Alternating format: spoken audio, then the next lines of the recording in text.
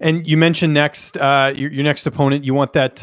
You want sort of a really notable matchup next. What is the plan? I was trying to remember what you said post fight. Was it Carla Esparza you wanted?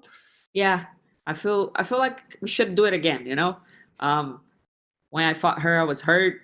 And I wasn't in the right mindset, and she was talking a lot of shit after the fight, and I feel like we should do it again. And how do you think a second fight would go? Do you feel like you would be able to finish her? Or how do you see? I know it's just just a matchup that you propose now, but how do you think the fight would go? It's gonna be a different fight, because I've been there with her. I know what she's gonna bring, and I want to finish her. And how are you going to celebrate tonight? That's my last question. Say it again. How are you going to celebrate tonight? Uh, I'm just gonna be thankful for life. Thankful for being healthy. I was just talking to my mom and my dad, and they are in the northeast of Brazil, where things are very tough right now. But everybody's healthy. My Jersey family is healthy, um, and that's all I want right now. I want everybody to um, be safe and healthy now. Thanks for the time. Thank you. We go next to Gabriel Gonzalez with Cage Side Press. Your line is open. Hey, Claudia, congratulations. I have a question about the Carla Esparza fight because, you got the victory in the last one. So where does the motivation come from to want to get that one again for you? I feel like I can do so much better, especially now that I have the right coaches, I have the right people around me, and I'm not hurt. You know, I blew out my knee 10 days before my fight with Carla, and she was talking about me grassing and like, come on, it's 2020, uh, people don't do this anymore, so I want to do it again. Did you see on Twitter that that's what she commented on your fight? She said to leave the grease at home. Did you see that already? No, I didn't. But like I said, it's 2020. There's no grace in here. Let's do it again.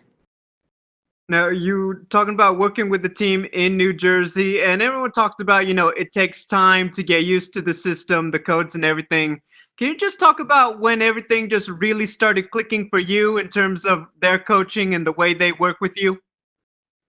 Um, I feel like it takes a little while, but I grew up in the jiu-jitsu philosophy, so I have a good relationship with Ricardo. He speaks Portuguese, which helps a lot.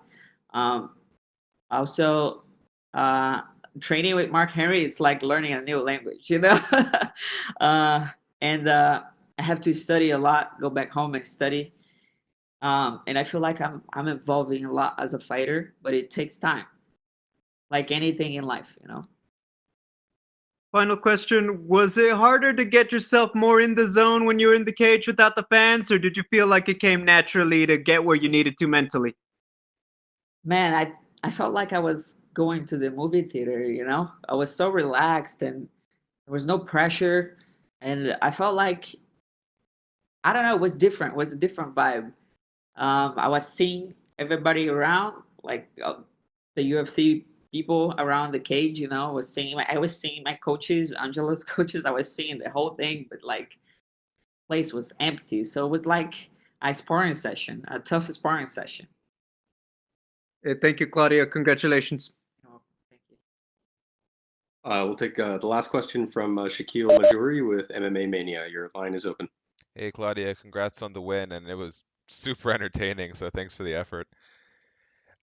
First question now, obviously you won that fight, but it was a very close third round, and we saw a number of very close rounds throughout this event. What are your thoughts in general about judges using more 10-10s when scoring? Um, the sport is evolving, right? So we got to go through phases, and I feel like this is happening now. Now we're seeing more 10-10s because like everybody's getting so good. The sport is it's getting, like the level is growing so much. Everybody's evolving so fast.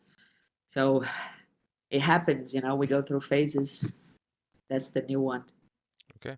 In the second round, she dropped you and she started moving forward, and her coaches told her to back up and let you stand. In hindsight, do you think that was the right decision, or do you think it would have been better for her to actually engage you on the ground there?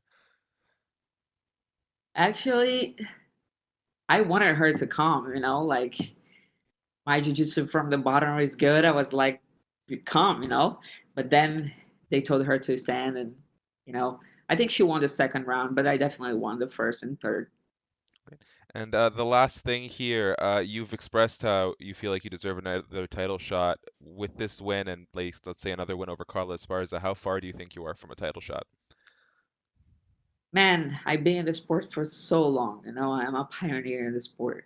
I've been fighting MMA since I was 18 years old. I already fought the best talent in the division. And um, I had big transitions in my life.